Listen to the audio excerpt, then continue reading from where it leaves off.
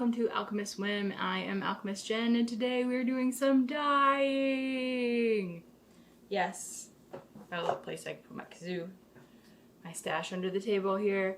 And I'm squatting, so I hope I don't fall over or make my legs go numb. So it's gonna be super fun. I'm gonna use my scoop as a microphone.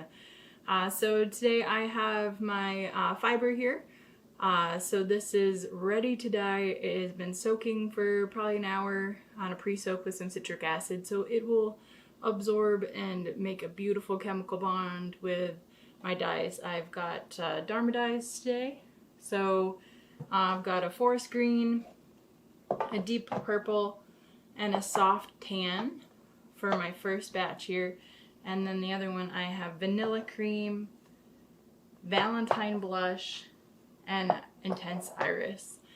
So these are colorways that I've not done before, so these are brand new. I'm just feeling frisky and I want to keep it exciting and do some fresh things. So this is my plan. We'll see how it goes. You never know until you rinse it really how well the dye took, and even after then, if you like with fibers, you want to kind of tease them apart a little bit too and see how the penetration of the dye is.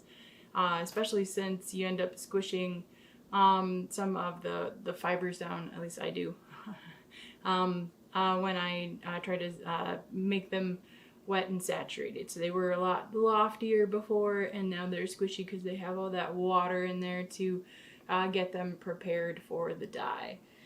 So I have my PPE here, so I'm going to don it as I'm playing with my dyes. I've got my gloves. Yay! So that I can protect my fancy fingers here. How exciting is that? Yay for health and wellness while dyeing. So I think I'm going to start with the forest green, the deep purple, and the soft tan. My plan for this one, so I have two sections of 4 ounces of 4 ounces-ish of fiber. I just kind of weigh it out on my fancy kitchen scale, but it ends up being an approximation for each section, so it's pretty darn close. What I did was I took the weight of the entire 2 pounds that I had, divided it by 4, because I was using grams, and then I got the closest to that, so yay for math! Alrighty, so since I've got 2 sections, I think I'm gonna move to my knees so I can reach this, so we won't see my face as much. But I think I will have better access as well. So it'll look weird, but thanks for bearing with me. Alrighty, so again, PPE. And I will try to talk a little louder, I think. Hard enough to breathe in this thing, but we'll give it a go and go from there. So this one, I think I want to do a section of green, purple, tan, and then I'll repeat it through the rest of the tree, which is out of earshot. I'll continue with the tan, purple, and the green. It'll make a nice gradient through the stretch of fiber. So that's my plan there. So here I go.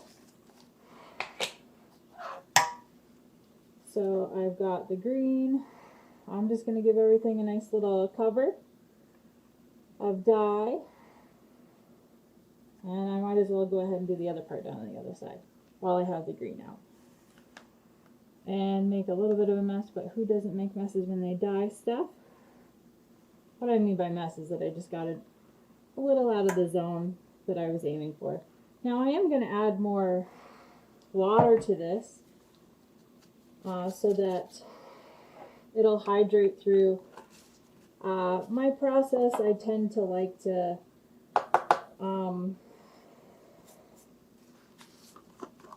sprinkle on top and give the chance of the dye to connect in one area and then spread a little bit. I like that because it tends up to look like it's painted on there instead of having a nice even amount of dye throughout. I like the variation and the variegation, so kind of that's what I'm going for.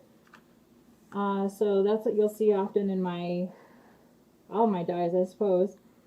That chance to have some risk and flexibility in the colorings.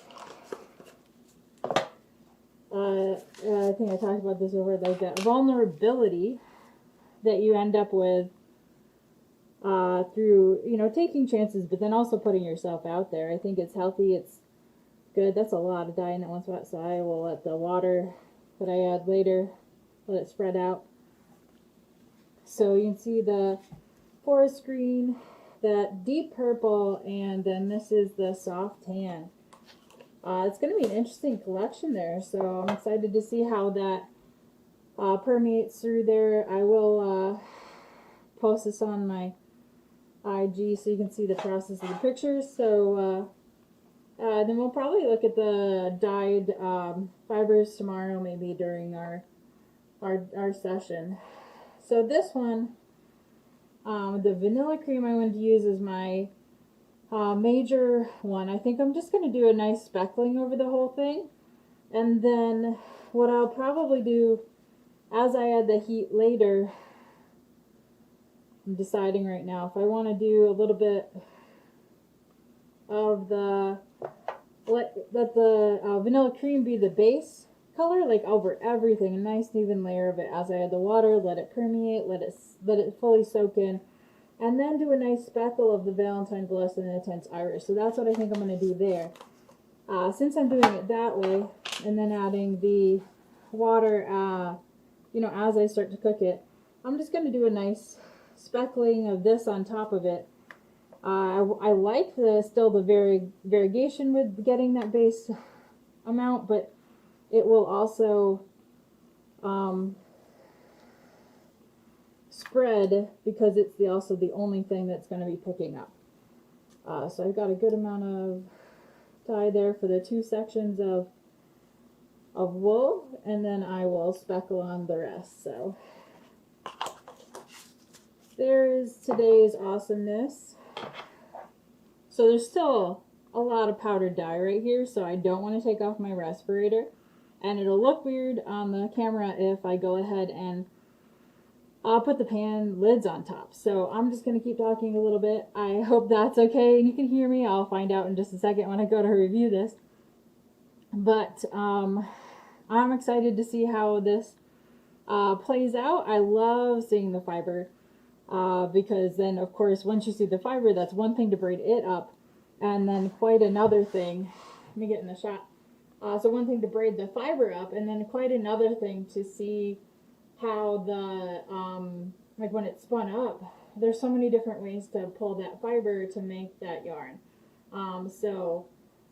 It's just a beautiful process. And then, I mean, everything can vary from there, from the thickness of the yarn, the type of spinning that's done. It's really cool how it's such an art form, and it's such a beautiful thing to be a part of. So I think that's going to be it for today.